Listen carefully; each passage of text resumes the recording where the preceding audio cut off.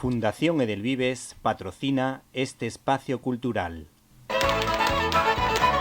Fundación Edelvives patrocina este espacio cultural. Estás escuchando Directo a las Estrellas. Víctor Alvarado. Extremadura es tierra de conquistadores como Cortés, Pizarro, Alvarado y por supuesto Ismael López, que montado al galope con su bello corcel negro azabache ha conquistado las librerías con Sables al viento, editado por Ático de Libros. Buenas tardes. Hola, buenas. Bueno, este libro que ha escrito bien podría ser un libro formado por 5 tesis doctorales. ¿Cuánto tiempo has dedicado a investigar? Pues por lo menos, aproximadamente unos 2 años he estado escribiendo y investigando sobre la caballería en la guerra moderna. Así que sí, totalmente que podría haber sido una tesis doctoral bien extensa, pero nada, es divulgación porque a mí me gusta que la información llegue a la gente. Bueno, y tengo la curiosidad si has podido acceder, por ejemplo, a algún archivo de Estados Unidos, de Rusia, de alguna zona de Polonia, que ahí tiene fama de tener una buena caballería. Pues así es, he podido acceder a archivos franceses, archivos británicos, estadounidenses también, incluso algún archivo, algún documento ruso también ha caído en mis manos y me ha servido, ha sido pieza clave para poder comprender la utilización de la caballería, ¿no? De esa caballería tradicional en un mundo que estaba cada vez más mecanizado y motorizado. ¿Y quién te lo ha traducido? Lo he traducido yo, porque hoy día en Estados Unidos al final el inglés y el francés y el alemán, pues más o menos en los términos pues militares son bastante concisos y más o menos te haces una idea. Sí. Y con el ruso, pues claramente la inteligencia artificial hoy pues está democratizando lo que viene siendo el trabajo del historiador, ¿no? Investigando esto. Y además también no he consultado documentos escritos, ¿no? A mano en ruso, sino que están transcritos, ¿no? A máquina, que están digitalizados y que es mucho más fácil pues acceder a ellos y también si no hay algo que entiendo, pues siempre he podido preguntar a colegas de profesión que conocen el idioma. Está especializado en historia militar y ha sacado una frase que a mí particularmente me ha llamado la atención. Dice: en todos los tiempos la caballería ha tenido que pagar su glorioso privilegio de estar lo más cerca del enemigo y para ella es la gloria, pero también el sacrificio. ¿Qué te sugiere?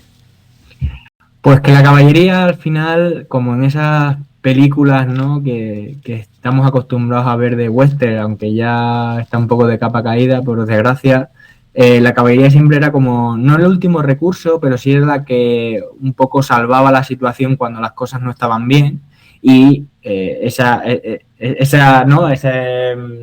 proceso de salvar a la infantería o a la artillería, pues era a costa de muchas bajas, de muchas pérdidas e incluso de su propia destrucción. Yo creo que la caballería siempre ha tenido ese espíritu de sacrificio, de salvar a las demás armas y ha tenido siempre un espíritu de acción, ¿no? En los manuales y en los reglamentos que he podido consultar desde el siglo XIX, pues siempre se recalca que la inacción es el anatema, ¿no? de la caballería. Siempre tienen que estar predispuestos las unidades montadas a intervenir en los combates y sobre todo de ser de ayuda al ejército común.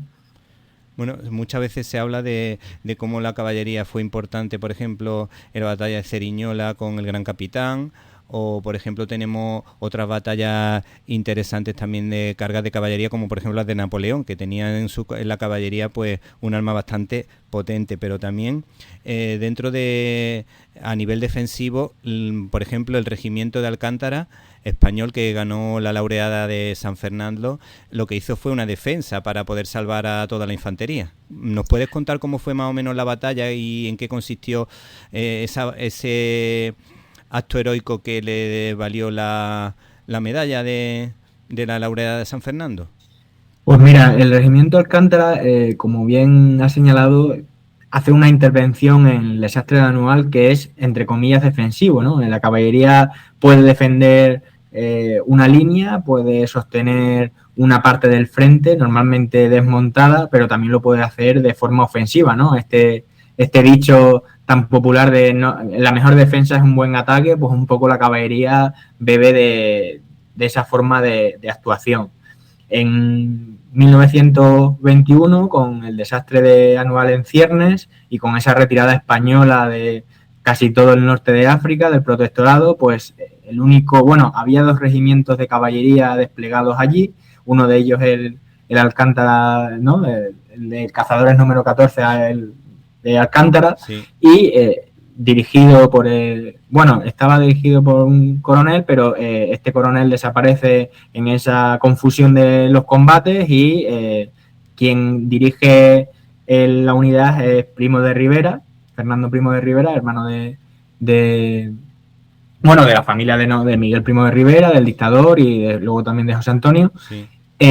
Que básicamente lo que él comprende, ¿no? Él es al final un oficial de caballería hecho y derecho y comprende que su unidad debe proteger y debe cubrir la retirada española y pues esa gesta es un par de días, ¿no? Son 2 o 3 días en los cuales este regimiento, que apenas tiene 700 jinetes, pues se sacrifica en pos de esa retirada española, intentando salvar a las columnas que se están retirando a Melilla. Y sobre todo tiene una actuación muy, muy interesante porque tanto las cargas, ¿no?, que normalmente se mencionan, aunque no hubo cargas al paso, ¿no?, es decir, cargas que básicamente no iban al galope, que iban despacio, esto parece ser que es un mito, pero sí es cierto que hubo innumerables cargas para detener a las cabilas de Abd el-Krim y sobre todo también luchan desmontados. El regimiento Alcántara va a tomar esas ametralladoras, va a tomar esos fusiles para poder defender a esas tropas que ya digo que se retiran de forma caótica, en pánico muchas veces, pero todo esto tiene un coste, como decíamos antes, que es que el regimiento básicamente desaparece al final del tercer día, después de tantas cargas, después de tantos combates, pues apenas quedan unas decenas, unos pocos cientos de esos jinetes. Incluso el teniente coronel Fernando Primo de Rivera pues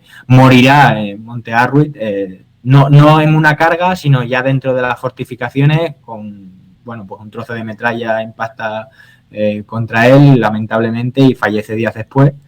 Así que lo que viene siendo la intervención de la carga de caballería o las cargas de caballería de Alcántara en el Anual fueron muy importantes, pero lo que yo saco en claro dentro del libro es que si hubiera habido más caballería, como luego hicieron en el expediente Picasso, se analizó esta cuestión, si hubiera habido más caballería, seguramente el desastre Anual no es que se hubiera evitado, por supuesto, pero sí seguramente las bajas hubieran sido mucho menores.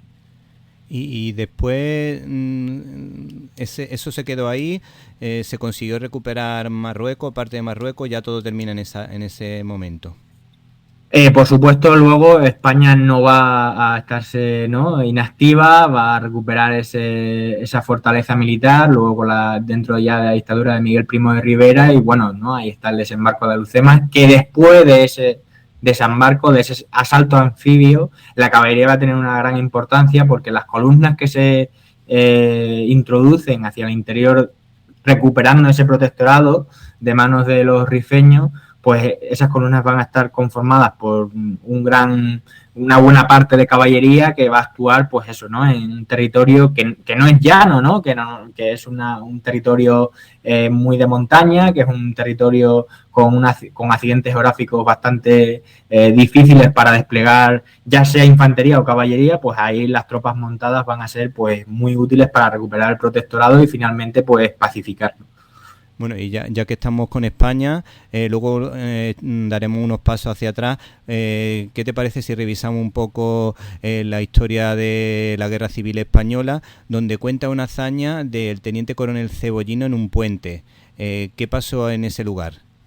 Bueno, pues el oficial, ¿no?, este Cebollino, lo que hace dentro de la Guerra Civil, y más en concreto en la batalla del Jarama, ¿no?, esa operación que lanza el ejército franquista o sublevado, como queramos llamarlo, intentando rodear la capital, que estaba todavía en manos de la República, y pretender aislarla del resto del territorio que está en manos de los gubernamentales, pues este cebollino lo que hace es que con una serie de unidades de caballería, ¿no? Con una serie de escuadrones, bueno, creo que si ahora mismo no lo recuerdo, si mal no recuerdo, es una brigada, intenta, ¿no? cruzar el Jarama y atacar al otro lado, ¿no? El que está, la orilla que está ocupada por los republicanos, para intentar hacer una cabeza de puente y permitir el paso de la infantería, ¿no? Y de las tropas de choque. Esta caballería nacional va a sufrir bastante en ese cruce, va a sufrir bastante en esta batalla, porque claramente, ¿no? Un jinete da mayor, ¿no? volumen de blanco que un infante. Claro. Pero igualmente Cebollino va a llevar a cabo esa serie de cargas, ¿no? Esa serie de, más que de cargas, que no son a sable, sino que son al galope, y una vez que llegan a los objetivos, ¿no? A las trincheras republicanas, los jinetes desmontan y se lían básicamente a granadazos con los defensores. Sí.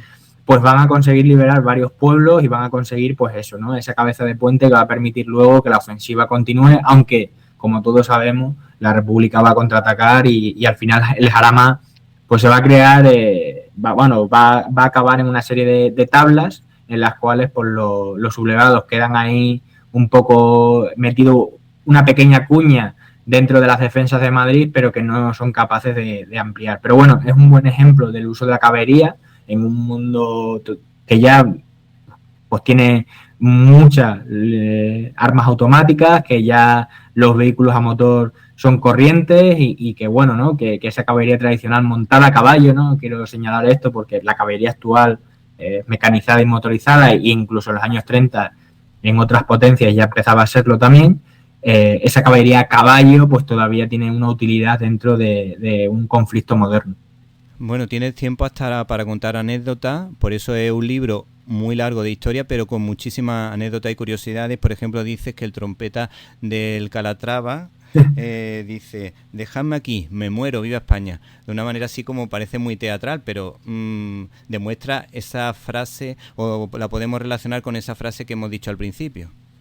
Básicamente, es decir, creo que a lo largo de todo el libro, aparte de esta anécdota que a mí me hace, a pesar de que es un hecho trágico, ¿no? Sí. La muerte de un soldado o de cualquier personaje que aparezca en el libro, pero a mí me hace cierta gracia, ¿no? Porque es muy española, ¿no? Ese arrojo que tiene, ¿no? Al final, ya sea el jinete o el infante español, ¿no? Que tiene que decir siempre esas últimas palabras, pero si alguien coge el libro, ¿no? De Sables al viento, aunque sea un buen tocho, como tú bien señalas, hay muchísimo anecdotario, entre toda la información que yo añado de datos, números, etcétera, y también de, por supuesto, hechos de armas y de movimientos de divisiones. Hay mucha anécdota y sobre todo también mucho personaje pintoresco. Yo creo que eso al final define muy bien lo que fue la caballería, tanto ahora en esta época, entre 1860 y 1945, pero a lo largo de su historia, ¿no? El jinete, el oficial, ¿no? La persona que dirige la caballería siempre suele ser un oficial, eso, pintoresco, que tiene además una historia familiar y que tiene una historia, pues eso, ¿no? Muy, muy, muy especial, con un desarrollo muy característico, y entonces, pues, un poco esta anécdota del soldado cayendo, ¿no? De cayendo abatido en el paso del Jarama, pues se puede aplicar tanto en 1860 con la Guerra Civil Americana, en la Primera Guerra Mundial, luego con la Caballería Roja de la Unión Soviética. Es decir, hay muchos personajes de este tipo que ya digo que definen, pues eso, el espíritu de la caballería, de ese sacrificio y de también de ese arrojo, ¿no? De entrar en batalla pase lo que pase. Sí, dices que, por ejemplo, que la caballería del bando nacional para los asaltos, sobre todo en la zona de Madrid, pues con los caballos podían hacer siempre incursiones y eran temidos. Y hay una cosa muy curiosa que dice, leyendo en este libro, se puede encontrar que viene la Guardia Mora, que viene la Guardia Mora. Pero es que te digo que esa anécdota llega en mi casa, la he escuchado yo decir, que la gente temía a la Guardia Mora. Viniera o no viniera la Guardia Mora, todo el mundo le tenía miedo en la entrada a Madrid, y solo el pánico ganaba más batallas que la misma caballería del Ejército Nacional. Así es. Al final, la caballería dentro de la Guerra Civil Española es un caso especial porque se intenta usar esa caballería, se intentan crear grandes unidades, pero claro, la caballería lo que pasa, que también está muy bien explicado en el libro, es que es una unidad pues muy, muy costosa. Para la época es una unidad muy costosa porque necesitan los jinetes un entrenamiento superior al de la infantería, y luego hay que cuidar los caballos, hay que adiestrarlos, etcétera, remontas, o sea, hay una serie de características que hacen que la caballería sea costosa. ¿Qué ocurre en la Guerra Civil Española al principio? Que se intenta crear eso, ¿no? Unidades regulares de caballería, pero son muy costosas y lo que hacen los sublevados es utilizar caballería mora o caballería, ¿no? Que viene del protectorado, ¿no? Que esos rifeños, que aparte de ser grandes guerrilleros, también son grandes jinetes, pues los incorporan a ese ejército y claro, los republicanos que al principio de la guerra, en 1936, sobre todo esas fuerzas gubernamentales están formadas por milicias, pues al final son personas que se han criado escuchando esas historias, esas leyendas de cómo la caballería mora, de cómo los rifeños, pues una vez que rodean a una unidad militar, pues bueno, no hacen auténticas barbaridades con ellos y entonces, pues claro, cuando decían y gritaban que venía la caballería mora, bueno, yo cito a Vicente Rojo, a Cipriano Mera, ¿no? A líderes prominentes del ejército republicano, sí, que dice que había crisis tácticas del frente, ¿no? Que las unidades se retiraban nada más que escuchaban esa palabra de que nos están copando, pues la gente se disolvía, las unidades se disolvían y claro, al final los sublevados utilizan mucho esa caballería rifeña, esa caballería mora para intentar no solo ganar terreno, sino también pues provocar la derrota del enemigo. ¿Qué ocurre finalmente?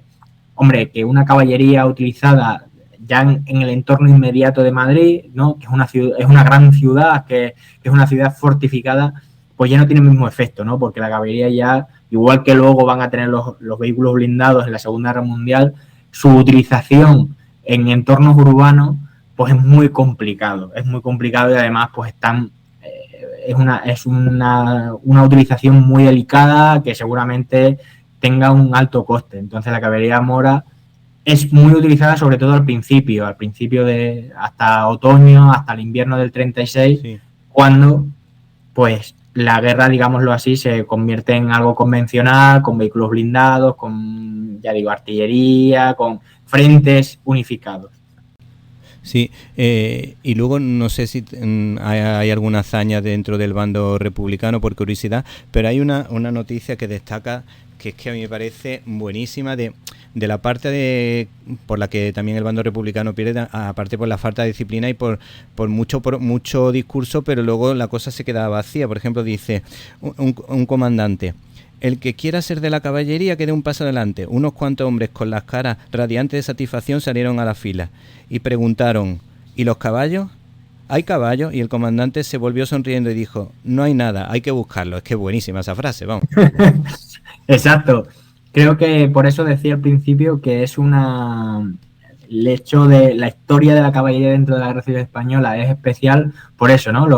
Los sublevados intentan crear esas unidades de caballería porque al final son militares de profesión y conocen el servicio, pero claro, es muy costosa y los recursos son limitados. Y luego por la parte republicana, pues claro, al ser un bando, quiero decir, que se me entienda, ¿vale? Lo que voy a decir, que es un bando mucho más politizado en el sentido de que los políticos, la mayoría de los políticos caen del lado republicano y los políticos siempre han sido grandes enemigos de la caballería por ese tipo, ¿no? Por ese coste que tiene, sí, y sobre todo porque los políticos están siempre mirando a las arcas del Estado. Entonces, si se pueden ahorrar dinero, pues mucho mejor. Esto también se hereda dentro del bando republicano ya en la Guerra Civil y entonces los republicanos tienen muchas dificultades, aparte de que han perdido territorio rural y territorio agrario muy importante, pierden esa porque abandonaron los campos y entonces exacto, pues la agricultura no podían tener habituallamiento tan fácilmente. Exacto, no consiguen, tienen unidades de caballería, de hecho crean creo que son unas 5 brigadas o unas 4 brigadas que no son mucho y sobre todo lo que hacen es repartirlas, ¿no? Entre los distintos ejércitos republicanos para efectuar pues misiones de reconocimiento, de exploración, que son misiones que no son de ataque ¿no? Son las misiones clásicas de la caballería de, bueno, pues mandamos un escuadrón a este punto para ver qué hay, que miren con los prismáticos, que vuelvan, que nos cuenten qué han visto, es decir, es un uso muy, muy limitado. Vicente Rojo va a intentar utilizar caballería de forma, pues eso, intensa y sobre todo en masa, que es lo que busca un poco la investigación del libro, cómo se utilizó la caballería en masa en el periodo de las guerras modernas. Pero claro, es que la caballería republicana no tiene oficiales, no tiene gente que sepa cómo es el servicio. Por eso de ahí esa anécdota, pues al final define muy bien cómo estaba el estado de la caballería republicana. Y en cuanto a la Segunda Guerra Mundial, y damos así un pequeño salto, ¿se ganó alguna batalla con la caballería? O por ejemplo, la Primera o la Segunda Guerra Mundial, ¿hay algún momento en el que la batalla, no sé si es que la caballería era tan rápida que a veces los cargadores de ametralladora no iban lo suficientemente bien y la caballería lograba penetrar en las defensas enemigas? Pues vamos, en la Primera Guerra Mundial hay múltiples ejemplos de cargas de caballería que salen bien, da igual las ametralladoras, da igual los cañones, la caballería sí sabe aprovechar una oportunidad que se da, yo que sé, de pronto están desembarcando una serie de unidades, ¿no? Hay una columna que está en marcha y de pronto no les da tiempo, ¿no? a establecer un perímetro defensivo y la caballería carga justamente ahí, pues seguramente la caballería se los lleve a todos por delante. En la Primera Guerra Mundial ya digo que hay distintos ejemplos, ya sea la caballería alemana, francesa, rusa, que bueno, es una caballería que no solo carga a sable o con la lanza, también ellos mismos tienen cañones, ellos mismos tienen ametralladoras. En la Segunda Guerra Mundial pasa un poco lo mismo.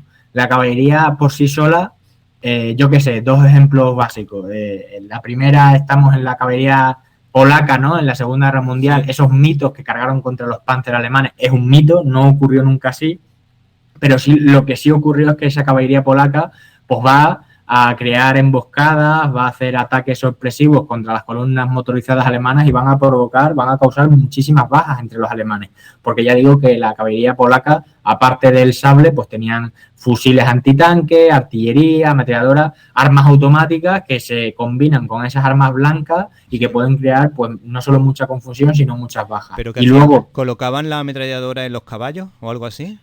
Las transportaban en los caballos, sí, en arneses especiales, pero una vez que están en batalla, lo que hacen, pues claramente es desplegarlas, ¿no? Quitarlas de los arneses, ¿no? De los preparados, ¿no? De los arreos especiales para transportar este tipo de armas y colocarlas en lugares específicos para atacar, ¿no? Los caballos se quedan atrás, pero sobre todo también se suele utilizar la caballería. Una parte del escuadrón lucha a pie y la otra parte lo que hace cuando ya está, digámoslo así, ablandada la resistencia, pues atacan a caballo, atacan con el sable y claro, la victoria suele ser total y encima un ataque de caballería todavía en la Segunda Guerra Mundial tiene una impresión moral para las tropas muy, muy grande. O sea, los alemanes, por ejemplo, están obsesionados durante toda la guerra con los cosacos, porque la Unión Soviética, que tiene 200.000 jinetes en esta época, o sea, es un volumen de caballería muy grande. Claro, muy grande. Además que a los rusos es que no le importaban tres pitos los soldados, porque, por ejemplo, la División Azul, en una de las defensas que hicieron en trincheras, se ponían a disparar ametralladoras y es que se le acababan las balas a los españoles y seguían amontonándose muertos y ganaban por exceso de soldados, no porque a lo mejor las armas que llevasen fuesen suficientemente potentes en algunas ocasiones, en algunos asaltos. Es verdad que dentro de esa visión es un poco también, tiene mucho de mito, ¿no? Sí. Los soviéticos al final, es verdad que en las primeras batallas pues tienen un desarrollo táctico bastante pobre, pero es cierto que a lo largo de la guerra luego pues van mejorando y al final de la guerra superarán incluso al ejército alemán en cuanto a movilidad operacional y en cuanto a nivel táctico, etcétera. Que también la caballería rusa, que cosaco me imagino que formaban parte del ejército ruso, era temible. Exacto, claro, pero tiene esa parte de verdad en que la caballería rusa, ya de por sí que son unidades muy agresivas, pues los cosacos lo que hacen es que incluso en 1942, 1943, es decir, da igual el año que cojamos, sí, la caballería rusa siempre va a hacer incursiones detrás de la retaguardia alemana. No lo hacen con vehículos de combate, no lo hacen con vehículos blindados, con jeep, no lo hacen con eso, lo hacen con caballos, se internan en los bosques y atacan a los alemanes por la espalda. O sea, al final tienen una movilidad táctica y sobre todo tienen un amplio abanico de funciones dentro del Ejército Rojo que lo que hace es que la caballería a caballo se siga utilizando hasta en la batalla de Berlín. O sea, una cosa que parece que no se cuenta demasiado.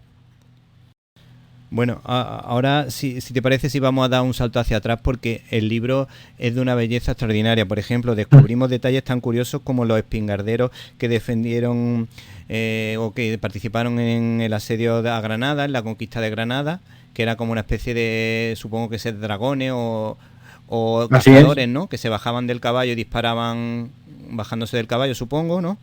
Sí, y luego exacto. Entre las tácticas militares de caballería, la más bonita así a nivel estético me ha llamado la atención es la caracola, que creo que tiene un origen francés. ¿Nos la puede explicar cómo era ese ataque de caracola, que es muy curioso? Bueno, el ataque de caracola a mí también me parece que es una táctica súper bonita, es algo muy curioso y además creo que define muy bien lo que viene siendo finales del siglo XVI y el siglo XVII, ¿no? Ese periodo de la historia militar en la cual pues los ejércitos toman un poco de ejemplo a las tácticas del mundo antiguo, ¿no? Con esos piqueros, con esos mosqueteros, con ese movimiento que es un poco incluso de ajedrez. Pues dentro de esas tácticas, la caracola, que tiene distintas versiones, pero todas nacen del mismo interés y sobre todo con el mismo objetivo, que es una columna de caballería, avanza en fila hacia un cuadro de picas o de mosqueteros enemigos y justo cuando llegan a distancia de tiro de una pistola, que no suele ser más de 10 metros, lo que hace la columna es o gira sobre sí misma hacia la derecha o hacia la izquierda. ¿Qué ocurre con esto? Que esa columna lo que va haciendo, como una caracola, que va girando sobre sí misma y hace ese movimiento en espiral, cada jinete va descargando las pistolas contra el cuadro enemigo. Como eran unidades y como eran formaciones con una movilidad muy reducida, pues esa potencia de fuego lo que hace es primero aturdir a los enemigos, ¿no? Con ese ruido de tanto de los cascos de los caballos como de las pistolas y luego también, por supuesto, pues causa bajas, que no son demasiadas, pero claro, la caballería en esta época hay que verla desde un punto de vista muy concreto, que es que estamos saliendo de un periodo, o hemos salido de un periodo medieval en el cual el jinete tiene esa armadura, tiene esa lanza y tiene pues ese movimiento que es la carga pura y dura de choque y se está readaptando a las armas de fuego, ¿no? En este caso las pistolas y los arcabuces pequeños, ¿no? Los arcabuces de arzón, que solían decir la fuente de la época, y pues intentan un poco reinventarse de cómo pueden ser todavía útiles la caballería dentro de las batallas, porque esta también es una de las constantes en todo el libro, cómo la caballería reflexiona sobre sí misma para poder intervenir en las batallas a pesar de que haya ametralladoras, tanques, cañones, lo que queramos. Entonces, en el siglo XVII, pues esta caracola responde un poco a eso, ¿no? A cómo la caballería, que sigue llevando armaduras y sigue llevando protecciones metálicas, cómo puede combinarse con esas armas de fuego. Y la verdad es que le sale perfectamente, porque la caracola se mantiene hasta finales del siglo XVII y luego ya, es cierto, con la mejora del armamento, con un poco el cambio de las tácticas, que va a ser pues una carga en dos filas, en el cual pues ya no hay caracola, sino que los jinetes lo primero que hacen cuando llegan a esa distancia de 10 metros es disparar todas las pistolas y luego ya pues no, ya utilizan el sable para lidiar con los combates. En el libro mencionan los dragones. Yo la primera vez que escuché los dragones me llamó mucho la atención porque eran los dragones de cuera que defendían las misiones indias en California en tiempos del Imperio Español. Y luego, de alguna manera, esa influencia la deja ver aquí en el libro de España, porque, por ejemplo, los indios se convirtieron en grandísimos jinetes, pero ellos no conocían los caballos. Ellos llamaban a los caballos los ciervos de Castilla. Ciervos de Castilla, sí. Sí, además me llama la atención que seguramente lo iniciaron en la equitación los españoles, pero luego ellos se convirtieron en extraordinarios jinetes.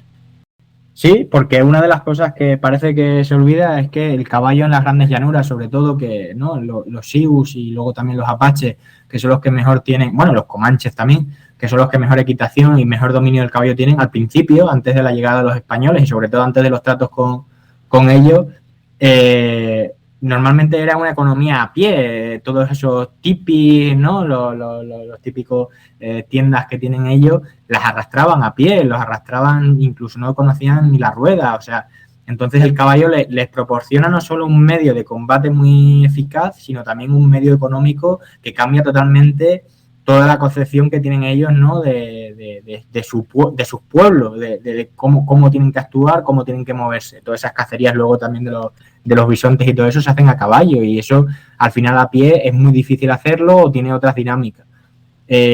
También una parte muy importante de los españoles en esta época, a finales del siglo XVIII con los dragones de Cuera, es que son los primeros en iniciar esas guerras contra los apaches o contra los indios pueblos, que son básicamente columnas volantes, columnas en las cuales pues un destacamento se introduce en territorio enemigo durante a lo mejor 15 días o 20 días y va destruyendo pues lo que ellos consideran que son activos del enemigo, ¿no? Que muchas veces pues son atacar a patrullas o bandas de indios que están armadas, o literalmente arrasar un pueblo, ¿no? Acabando con todos sus habitantes, que luego este tipo de tácticas las van a tener que adoptar para sí la caballería americana la caballería estadounidense cuando combata contra esos mismos pueblos, porque al principio intentan luchar de forma convencional, como lo acaban de hacer en la guerra civil que acaban de ganar contra los Estados Confederados, pero claro, esas tácticas convencionales pues no sirven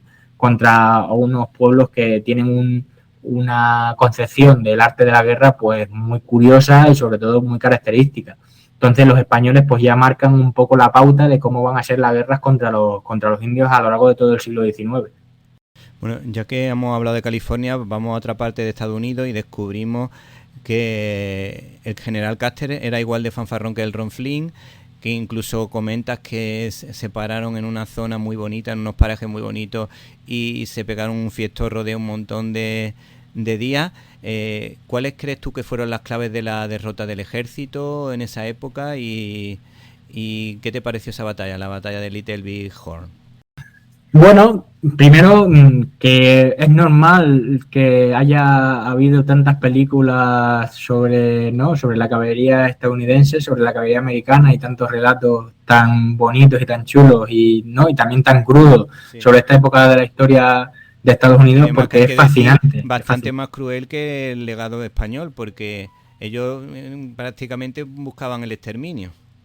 Sí, al final creo que cada imperio tiene su forma de ser, ¿no? De conquistar y al final y de someter a la población que quiere hacer que forme parte de ese proyecto, si quieres llamarlo político o como queramos definirlo. Sí. Al final los estadounidenses tienen una forma de imperialismo mucho más,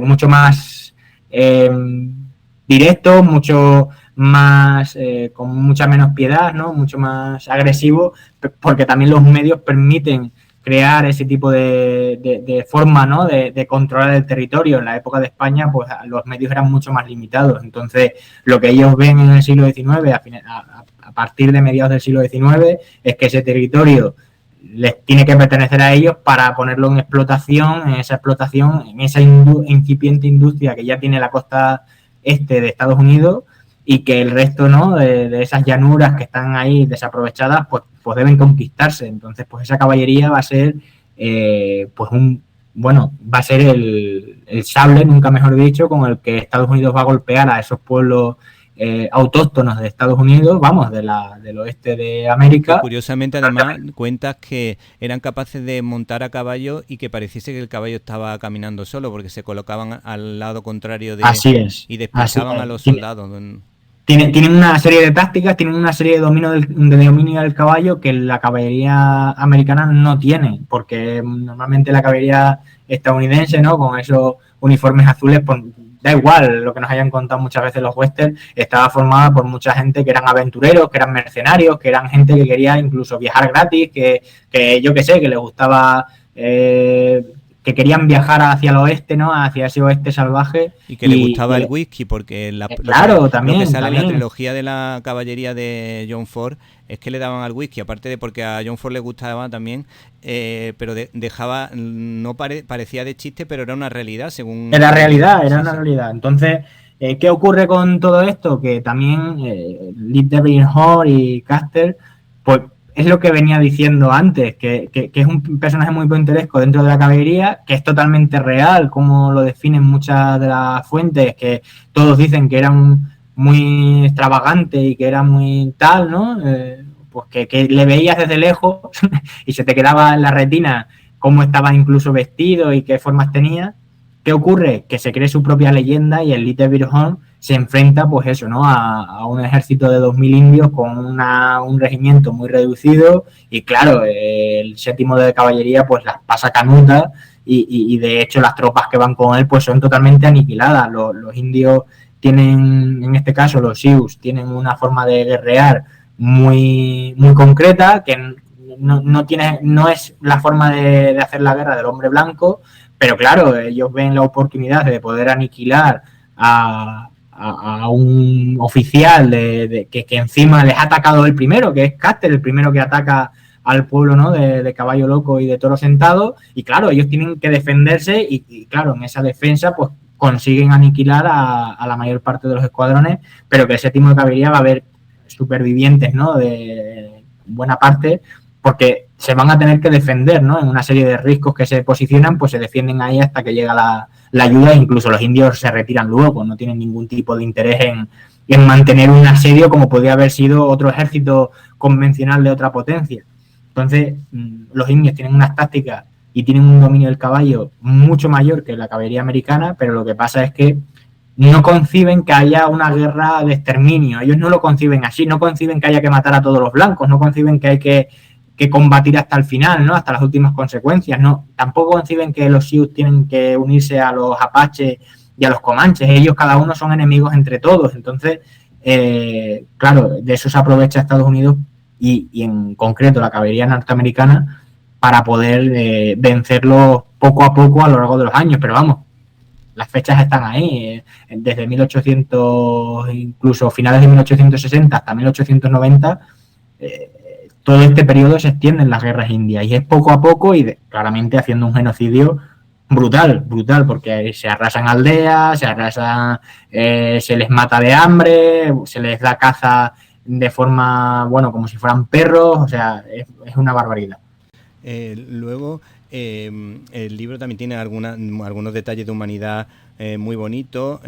Quizá la parte más interesante, que se ha visto, claro, se ha visto mucho cine, pues sea a lo mejor la Segunda Guerra Mundial o el tema del western y todo lo relacionado con la historia de Estados Unidos. Y se ve también detalles, por ejemplo, el general Sherman habla de que a su ejército es totalmente maltratado y el ejército también es verdad que perseguía al Ku Klux Klan, por lo tanto dejamos claro que tampoco el comentario es racista, pero es de la época, la forma de hablar de la época. Dice, el puesto se construyó al principio con barro y ahora parece un cuchitril, donde un negro difícilmente entraría. Seguro que si los hacendados del sur hubieran colocado a sus negros en tales casetas, se habría exhibido la crueldad, ¿no? Eso por un lado. Luego también dices que algo curioso, que en el sur eran muy buenos jinetes, se les consideraba centauros, porque incluso en las grandes mansiones, pues los dueños pues tenían miedo de que hubiese alguna revuelta y claro, todos sabían montar muy bien a caballo, mujeres incluidas. Así es. Al final, primero la comparación, ¿no? Con eso, ¿no? Con lo que dice Sherman del estado de un cuartel de caballería, ¿no? Que no le valdría ni a un negro, ¿no? Al final lo que quiere pues, es un comentario de la época en la cual lo que en realidad está haciendo una queja positiva, ¿no? Está haciendo una queja de, oye, esto, ¿por qué nosotros no tenemos que permitir que la caballería viva en estas condiciones tan deleznables cuando hemos estado combatiendo a los sureños que han hecho lo mismo con personas negras y nos hemos quejado de cómo las tratan, ¿no? Creo que hay que cuidar bien a todo el mundo y también pues a los soldados que forman parte de nuestro ejército, pues también, ¿no? Que encima están protegiendo en este momento las fronteras pues no solo de los indios, también de los bandoleros, de los, ¿no? De toda una serie de eso, ¿no? De bandidos, de todo, ¿no? Entonces, ¿qué ocurre también luego con el sur? Pues que en el sur hay grandes jinetes, por lo que tú decías, las grandes fincas de los hacendados sureños pues tienen mucha población esclava y esa población esclava, pues hay un miedo en el que se rebele, que tome las armas contra los patrones y contra las personas blancas antes de 1860. Sí. Y por eso todo el mundo sabe montar a caballo, porque el caballo te da velocidad, te da movilidad y te da también pues un poder de choque mucho mayor que ir a pie. De hecho, los esclavos negros del sur, que por ejemplo se dedicaban a la equitación, no pasaron las penurias que pasaron otros esclavos cuando lograron la libertad, porque como eran muy buenos en su trabajo, sabían hacer buena doma, pues encontraron trabajo rápidamente. Fueron de los que mejor parados salieron ante el tema de la esclavitud y la liberación, fueron los que más fortuna tuvieron en ese aspecto. Hombre, claro, siempre va a ser mejor cuidar y estar pendiente de una serie de animales, de caballos en este caso, que son animales muy nobles, que estar, por ejemplo, recogiendo algodón o estar, yo qué sé, ¿no? Incluso cuando ya hay la liberación, pues estar entre caballos mejor que estar en una fábrica de la época. Claro, eso está más claro que el agua. Sí, sí. Y ya por último y para finalizar, hablas de un sargento del 7º Regimiento de Illinois, y nos cuenta así una anécdota muy curiosa, y con esto, si te parece, terminamos, donde también se ve la humanidad. Dice: uno de mis muchachos se quejó de que tenía hambre. Apenas dicho esto, una de las damas entró corriendo a la casa y pronto regresó seguida por 2 sirvientes negros cargados de comida. Nos ofrecieron galletas, salchichas fritas y pastel de durazno. Entre tanto, otra señorita arrancaba una rosa y nos la ofrecía mientras se despedía de nosotros con bendiciones y éxito de nuestra causa sagrada. Ahí podíamos terminar con la canción de Yellow on the Ribbon, la de los pañuelos amarillos, que era típica de esa época. Pues sí, esa anécdota es muy interesante, es muy graciosa, porque está enmarcada dentro de una incursión que hacen las tropas de caballería de la Unión en territorio sureño, y entonces, claro, ¿por qué le sirven esa comida? ¿Por qué le sirven esa comida, no, estos hacendados sureños? Porque se piensan que es caballería rebelde, se piensan que son de los suyos, sí. Y entonces les dan pues esa comida, les tratan súper bien, pero también lo que indica un poco esta anécdota es que a la caballería se la tenía mucho respeto, tanto en la Unión como en... Bueno, la Unión va creciendo ese respeto. Al principio, como decía con la República, pues pasa un poco igual con Estados Unidos. Los políticos de allí no les gusta mucho la caballería, pero al final la acabarán respetando. Y en el sur, pues claro, esa caballería tiene... Pues, ¿quién tenía caballos? Pues gente no acomodada, gente que venía de buena familia. El general Lee aprendió también de Pulaski, que tenía origen polaco.